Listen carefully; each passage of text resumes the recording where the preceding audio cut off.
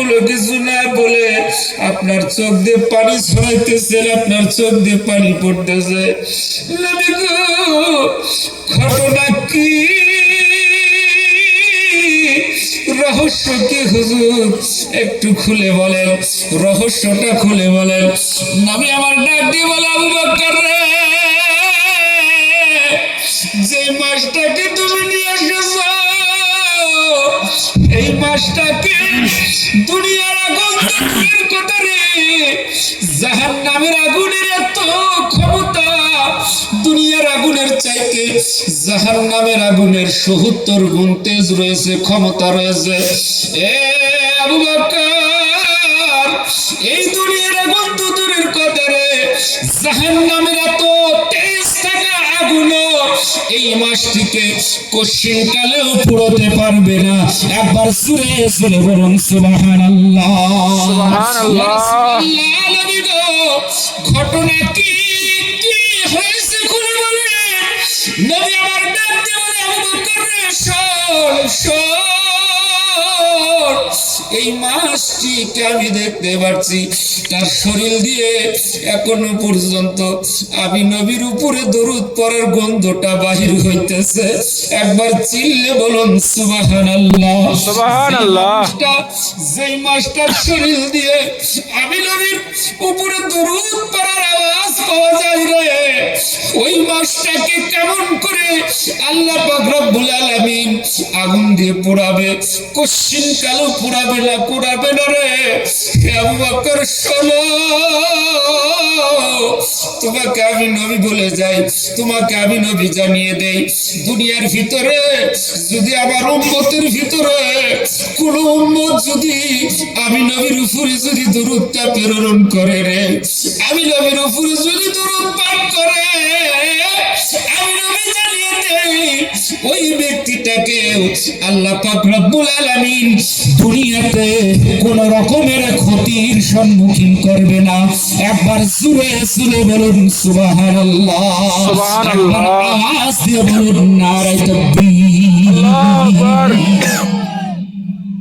আমার বাপজি ভাইরা, আলোচনার ভিতরে এক এক করে আপনাদের কাছে ঢুকে যাইতেছি। বাবা, দয়ার নবী, মায়ার নবী, রহমতের নবী, এমন করে হুজুর আমার সোনার জবানে আমাদেরকে জানিয়ে দিলেন, যদি দুনিয়াতে কোনো মানুষ নবীকে যদি ভালোবাসে, নবীর উপরে যদি দরুদ পড়ে, নবীকে যদি মহব্বত করে, ওই মানুষটা নবীকে মহব্বত করার কারণে, নবীর উপরে দরুদ পড়ার কারণে আল্লাহ পাক রব্বুল আলামিন তার দুনিয়াতে কোনো রকমের বিপদে ফেলবে না। আল্লাহ পাক রব্বুল আলামিন তার উপরে তার রহমতটা সর্বদা আজহারে ঝরা আরম্ভ করে দেবেন। একবার জোরে জোরে বলুন সুবহানাল্লাহ, সুবহানাল্লাহ। আল্লাহর রহমতগুলো যে জায়গার ভিতরে ঝরে, সেই জায়গার প্রমাণটা ও বাপজি ভাইরা একটু ভালো করে শুনে রেখে দিন, জেনে রেখে দিন।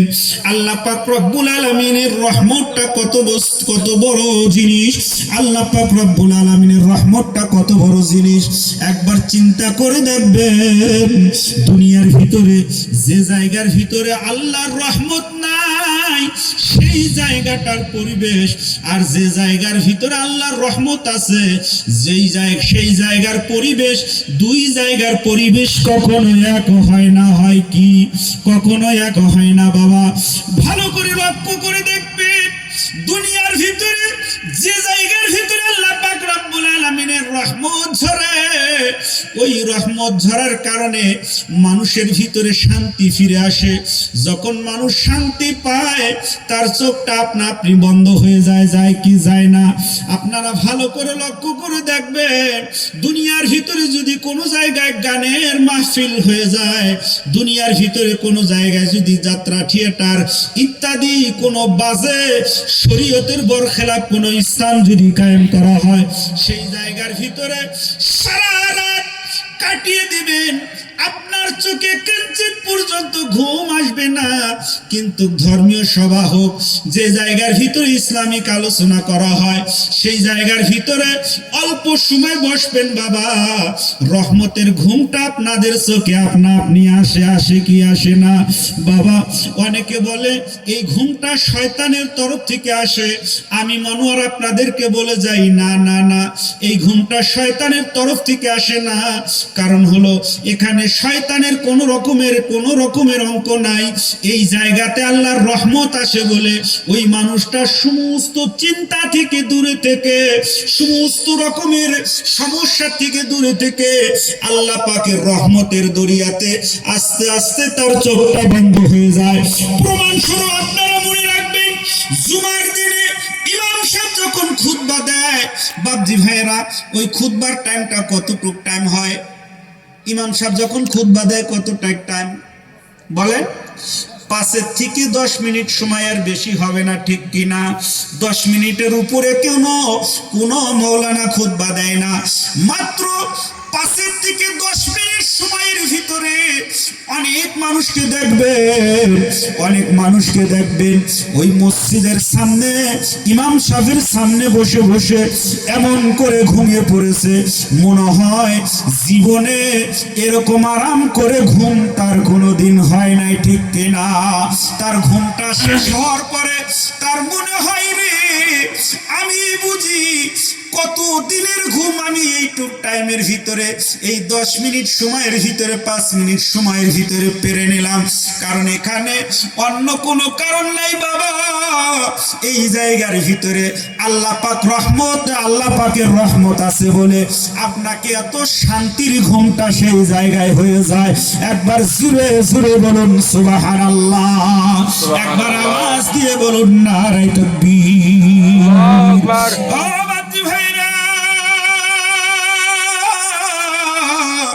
ভালো করে শুনেন বাবা, ভালো করে জেনে রেখে দিন, আল্লাহ পাক রব্বুল আলামিন এমনি করে দিনের মাহফিলগুলোকে জান্নাতের বাগান বানিয়ে দিয়েছেন।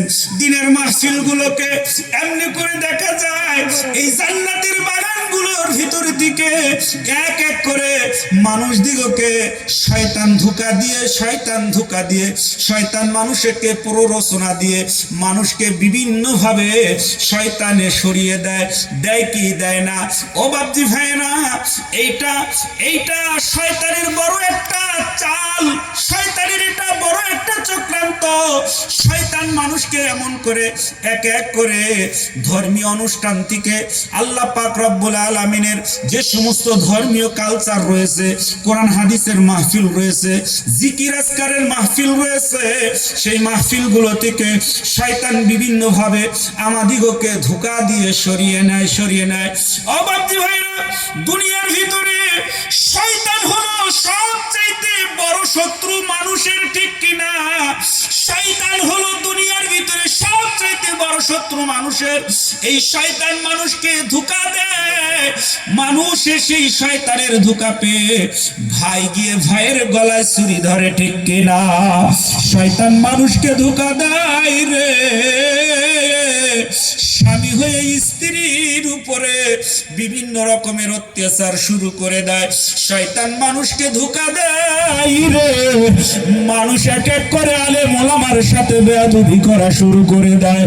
শয়তান মানুষকে ধোঁকা দেয় রে, মানুষের জিনা ব্যভিচারের সাথে লিপ্ত হয়ে যায়। বাপজি ভাইরা, শয়তান মানুষকে ধোঁকা দেয় রে, শয়তানের ধোঁকার কারণে মানুষ মদের নিশায় আসক্ত হয়ে যায় বাবা। শয়তান মানুষকে ধোঁকা দেয় এই বর্তমান জামানার ভিতরে, মানুষকে ইয়াবার ভিতরে যুক্ত করে দিয়েছে, গাজার ভিতরে আসক্ত করে দিয়েছে, এমনি করে বিভিন্ন রকমের গুনার কাজের ভিতরে শয়তান লিপ্ত করে দিয়েছে। আমার বাপজি ভাইয়েরা, শয়তানকে জিজ্ঞাসা করা হলো, এই শয়তান দুনিয়ার ভিতরে এমন কোন অন্যায় কাজ যে নাই তুমি নিজে ধোঁকা দিয়ে করাও না, এই অন্যায় কাজগুলো করানোর ভিতরে কোন অন্যায়টা করে তুমি সবচাইতে বেশি খুশি হও? কোন অন্যায় কাজটা করে সবচাইতে বেশি খুশি হও? শয়তানকে জিজ্ঞাসা করা হলো। শয়তান জবাবে বলতেছে, রে মানুষ যদিও জিনা করে আমি শয়তান খুশি হই না, মানুষ যদিও দুনিয়ার ভিতরে চুরি করে আমি শয়তান খুশি হই না, মানুষ যদিও ডাকাতি করে আমি শয়তান খুশি হই না, খুশি হই না। এ শয়তান, এই কাজগুলো তুমি নিজে করো, আবার তুমি করার পরে খুশি হও না। কোন কাজটা করে তুমি বেশি খুশি হও? শয়তান ডাক দিয়ে বলে, আমি দুনিয়ার ভিতরে ওই কাজটা করলে আমি সব চাইতে বেশি খুশি হই যখন কোনো মানুষ মুরব্বীদের সাথে বেয়াদবি করে, যখন কোনো মানুষ মাদ্রাসার হুজুরদের সাথে বেয়াদবি করে, যখন কোনো মানুষ গ্রামের হাজী সাহেবের সাথে বেয়াদবি করে, যখন কোনো মানুষ গ্রামের ভিতরে মা বাবার সাথে বেয়াদবি করে। এই সমস্ত বেয়াদবি গুনার জন্য আমি ইবলিস শয়তান সব চাইতে বেশি বেশি খুশি হই। জোরে জোরে বলুন নাউজুবিল্লাহ, নাউজুবিল্লাহ। আমার ইবলিস শয়তানকে জিজ্ঞাসা করা হলো, এই ইবলিস, কেন তুমি বেয়াদবি গুনার জন্য এত খুশি হও? কেন তুমি বেয়াদবি গুনার জন্য এত আনন্দ পাও? ইবলিস ডাক দিয়ে বলে, রে বেয়াদবি গুনার জন্য আমি ইবলিস এই জন্য বেশি বেশি খুশি হই। তার কারণ হলো, মানুষ যখন চুরি করে, মানুষ যখন ডাকাতি করে, মানুষ যখন জিনায় লিপ্ত হয়, মানুষ যখন মদের আসক্ত হয়ে যায়, ওই মানুষগুলো একদিন নয়, দুই দিন নয়, কোন ধর্মীয় মাহফিলের ভিতরে আলেম উলামার মুখ থেকে ভাষণ শোনার কারণে তার হৃদয়টা বিগলিত হয়ে যায়, তার অন্তরটা ভূমিকম্প শুরু করে দেয় যে এইগুলো আমার গুনাহ হয়েছে, এইগুলো আমার অপরাধ হয়েছে। ওই মানুষটা একদিন নিজের ভুলগুলো বুঝতে পেরে, ওই মানুষগুলো নিজের ভুলগুলো একদিন বুঝতে পেরে রাত্রির গভীরে যাই নামাজটা বিছিয়ে দিয়ে 2 রাকাত, 4 রাকাত, 6 রাকাত, 8 রাকাত, 12 রাকাত তাহাজ্জুদের নামাজটা আদায় করে নিয়ে আল্লাহর কাছে 2টি হাত তুলে কাঁদে, বাবু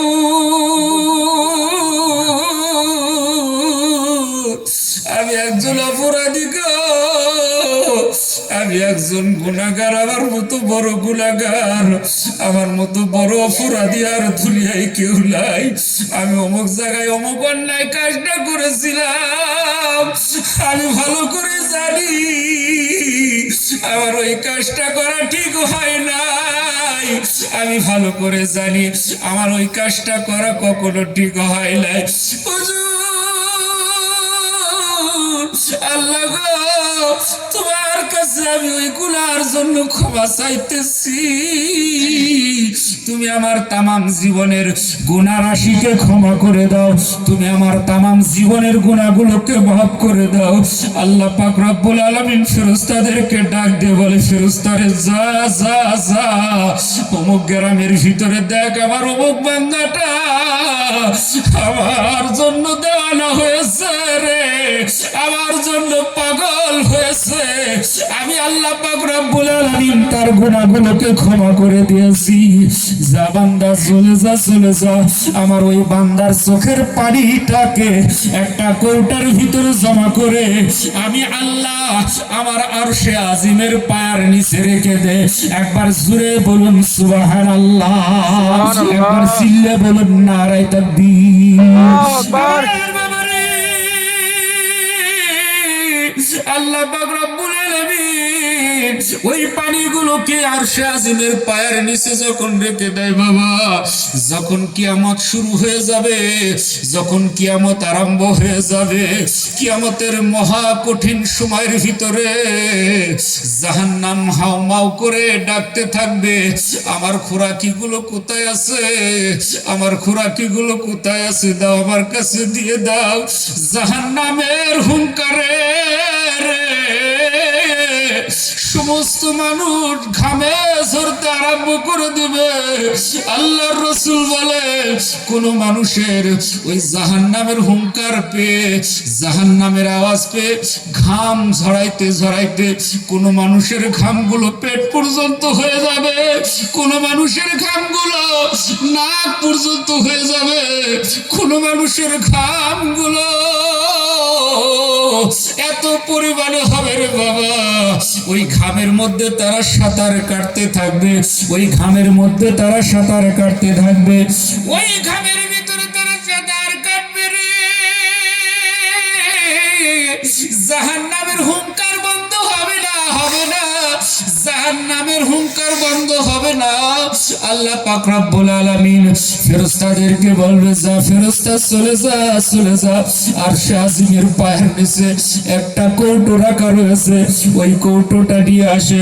আরশে আজিমের পায়ের নিচ থেকে ওই কৌটোটা নিয়ে এসে যখন জাহান্নামের উপরে ফেলে দিল রে,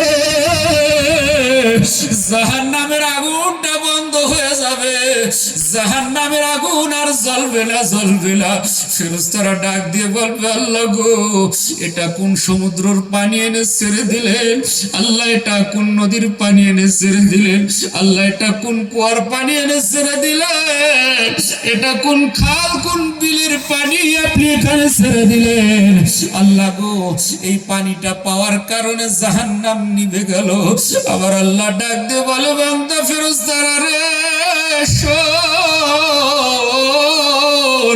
না না না, ওইটা কোনো সমুদ্রের পানি না, ওইটা কোনো নদীর পানি না, ওইটা কোনো খাল বিল নদী নালার পানি না রে, ওইটা হলো আমার গুনাহগার উম্মতের চোখের পানি।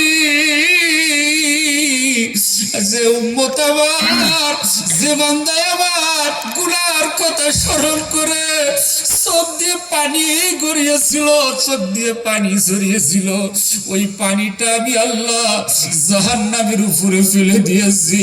আল্লাহ পাক রব্বুল আলামিন বলে, বান্দারে ফেরেশতারা রে শোন, এইভাবে আমার বান্দারা পাহাড় পরিমাণেও যদি দুনিয়াতে গুনাহ করে, পাহাড় পরিমাণেও যদি তাদের গুনার সংখ্যা হয়ে যায়, আমি আল্লাহ পাক রব্বুল আলামিন তাদের গুনাহগুলোকে মাফ করে দেই। একবার জোরে জোরে বলুন সুবহানাল্লাহ। ইবলিস শয়তান ডাক দিয়ে বলে, রে মানুষ অন্য যত গুনাহ আছে ওই গুনাহগুলো করার পরে আল্লাহর কাছে ক্ষমা চায়, আল্লাহ ক্ষমা করে দেয়, কিন্তু বেয়াদব যারা হয়ে যায়, যারা বেয়াদবের গুনাহ করে, এই বেয়াদবের গুনার জন্য আল্লাহর কাছে কখনো ক্ষমা চায় না, আর আল্লাহ তাকে ক্ষমাও করে না। এই বেয়াদবি গুনার জন্য সে জাহান্নামের মধ্যে লিপ্ত হয়ে যায়। একবার জোরে জোরে বলুন নাউজুবিল্লাহ। শয়তানের কত বড় চাল, শয়তানের কত বড় চাল। ওই জন্য মুহাদ্দিসগণ জানতেন, কিতাবুল আদব বলে অধ্যায় বুখারী শরীফের ভিতরে রয়েছে, কিতাবুল আদব বলে অধ্যায় বুখারী শরীফ, এমনি করে তিরমিজি শরীফ, আবু দাউদ শরীফ, বিভিন্ন হাদিস গ্রন্থের ভিতরে ইত্যাদি ইত্যাদি ভাবে বর্ণনা করা হয়েছে। কারণ মানুষ যদি বেয়াদব হয়ে যায়, এই একটা মাত্র বেয়াদবির কারণে জাহান্নামের আগুনের ভিতরে চলে যাবে বাবা। ওই জন্য আমার আল্লাহ পাক রব্বুল আলামিন বান্দাকে ডাক দিয়ে বলেন, এমনি করে আল্লাহ পাক রব্বুল আলামিন বান্দাকে ডাক দিয়ে বলেন, সূরা আনআমের 151 নম্বর আয়াতের ভিতরে আল্লাহ পাক রব্বুল আলামিন বললেন, আল্লাহ তুশরিকু বিহি শাইয়া ওয়া বিল ওয়ালিদাইনি ইহসানা। খবরদার খবরদার, না না না, আল্লাহর সঙ্গে শিরক করো না, শিরক করো না, আল্লাহর সঙ্গে শিরক করো না। আর নিজের মা বাবার সঙ্গে কখনো যেন খারাপ আচরণ করো না। একবার জোরে জোরে বলুন সুবহানাল্লাহ। আমার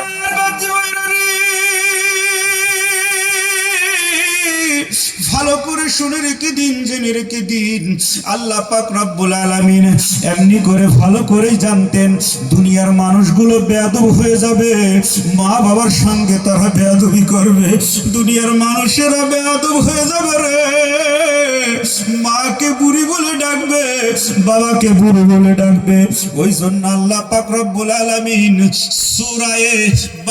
সূরাতুল ইসরার ভিতরে 23 নম্বর আয়াতের ভিতরে আল্লাহ পাক রব্বুল আলামিন জানিয়ে দিয়েছেন, ওয়াবিল ওয়ালিদাইনি ইহসানা ইম্মা ইয়াবলুগান্না ইনদাকাল কিবারা আহাদুহুমা আও কিলাহুমা ফালা তাকুল লাহুমা উফফি ওয়ালা তানহারহুমা ওয়া কুল লাহুমা কাওলান কারীমা ওয়াখফিজ লাহুমা জানাহাজ যুল্লি মিনার রাহমা ওয়া কুর রাব্বিরহামহুমা কামা রাব্বায়ানি সগীরা। আমার আল্লাহ কুরআনুল কারীমের ভিতরে স্পষ্ট ভাবে জানিয়ে দেয় রে, ওয়াবিল ওয়ালিদাইনি ইহসানা, মা বাবার সঙ্গে সৎ আচরণ করো। ইম্মা ইয়াবলুগান্না ইনদাকাল কিবারা আহাদুহুমা আও কিলাহুমা, তাদের ভিতরে একজন নাইবা তাদের ভিতরে দুইজনে তোমাদের কাছে যদি বৃদ্ধ অবস্থায় এসে পৌঁছে যায়, তারা যদি তোমাদের কাছে বৃদ্ধ অবস্থায় এসে উপস্থিত হয়ে যায়, ফালা তাকুল লাহুমা উফফি, ওই মার সাথে এমন আচরণ তোমরা যেন খবরদার করো না যে তোমার মা তোমার উপরে উফ শব্দটা পর্যন্ত করতেছে, তোমার উপরে আফসোস করে বলতেছে, হায় রে আমার সন্তান, তোকে আমি 10 মাস 10 দিন পেটের মধ্যে রাখলাম, আজকে তুই আমাকে এই আঘাতটা দিতেছিস। আমার সন্তান, তোকে আমি এত কষ্ট করে লালন পালন করলাম, তুই আজকে আমাকে এই আঘাতটা দিতেছিস। এই মৌকাটা, এই সুযোগটা যেন মাকে কখনো দেওয়া হয় না। ওয়ালা তানহারহুমা, এবং মাকে জানো খবরদার কোনোভাবে যেন ধমক দেওয়া হয় না। আমার বাবারে, আল্লাহ পাক রব্বুল আলামিন বলে দেই, ওয়াকুল্লাহুমা কাওলান কারীমা, যখন তোমার মার সাথে কথা বলবে গো, যখন তোমার বাবার সাথে কথা বলবে, নম্রতার সাথে কথা বলবে, কাওলান কারীমা, ভদ্রতার সাথে কথা বলবে। আল্লাহর রাসূল আল্লাহ পাক রব্বুল আলামিন বলেন, মাকে ধমক দিয়ে কখনো কথা বলা যাবে না, নম্র ভাষায় মায়ের সাথে কথা বলতে হবে। শুধু তাই নয় রে, আল্লাহ পাক রব্বুল আলামিন বলেন, ওয়াখফিজ লাহুমা জানাহাজ যুল্লি মিনার রাহমা, যেমন করে একটা গাছ তার ডালপালা দিয়ে মানুষকে ছায়া প্রদান করে, ঠিক একইভাবে তোমার হাতটাকে মায়ের উপরে এমন করে রাখবে, বাবার উপরে এমন করে রাখবে, অর্থাৎ মা বাবাকে এমন ভাবে দেখভাল করবে যেন তোমার জানার তলে মা বাবা যেন তোমার ছায়াটা পেয়ে থাকে। একবার জোরে বলুন সুবহানাল্লাহ। আমার আল্লাহ বলে রে, ওই মা যখন মরে যাবে রে, ওই বাবা যখন মরে যাবে, ওই মা ওই বাবার জন্য আল্লাহর কাছে দোয়া করবে, রব্বিরহামহুমা কামা রাব্বায়ানি সগীরা। আল্লাহ গো, আমার মা আমার বাবা আমাকে ছোটতে যেভাবে লালন পালন করেছে, আল্লাহ গো, আমার মা বাবা আমাকে ছোট অবস্থাতে যেভাবে দেখভাল করেছে, আমার মাকে বাবাকে কবরের ভিতরে আল্লাহ তুমি সেইভাবে দেখভাল করো। আমার বাবা, আমার বাপজি ভাইরা, আমার আল্লাহ পাক রব্বুল আলামিন ভালো করে জানতেন শেষ জামানার মানুষেরা তারা মাকে বুড়ো হলে, বাবা বুড়ো হলে তাদেরকে বোঝা মনে করবে, তাদের সাথে খারাপ আচরণ করবে। ওই জন্য আমার আল্লাহ পাক রব্বুল আলামিন কোরআনের ভিতরে স্পষ্ট করে তাদেরকে বুঝিয়ে দিয়েছেন, খবরদার খবরদার খবরদার, না না না, ওই মাকে কখনো জানো ধমক দিও না, ওই বৃদ্ধ অবস্থাতে ওই মাকে জানো কখনো কষ্ট দিও না, ওই বাবাকে জানো কখনো কষ্ট দিও না। এই কথাটা আমার আল্লাহ আমাদিগকে জানিয়ে দিয়েছে বাবা। আল্লাহ পাক রব্বুল আলামিন এটাও জানতো শেষ জামানার মানুষগুলো মা বাবাকে শুধু কষ্টই দিবে না রে, মা বাবাকে এক শ্বাস খাবার পর্যন্ত তারা দিবে না। ওই জন্য আমার আল্লাহ স্পষ্ট ভাষায় আমাদিগকে জানিয়ে দিয়েছে, বান্দা শোন শোন শোন, আমি আল্লাহ আমার ইবাদত করবি, আমি আল্লাহ আমার ইবাদত করবি, আমার ইবাদতের পরে পরেই ওই মা বাবার খেদমত করবি। একবার জোরে জোরে বলুন সুবহানাল্লাহ। আমার বাবা বর্তমান জামানাতে, বর্তমান যুগে অনেক যুবককে দেখা যায় তারা মা বাবার উপরে খারাপ তহমত দেয় কি দেয় না, মা বাবার উপরে বাজে কথা বলে। তারা বলে মা বাবা একটু আনন্দ পাওয়ার জন্য, মা বাবা একটু খুশি হওয়ার জন্য, আনন্দ পাওয়ার জন্য তারা আনন্দ ফুর্তি করতে গিয়ে দুনিয়াতে আমাদেরকে নিয়ে এসে কঠিন বিপদের ভিতরে ফেলে দিয়েছে, কঠিন মুসিবতের ভিতরে ফেলে দিয়েছে। আমি ওই সমস্ত যুবককে বলি, বাবা রে,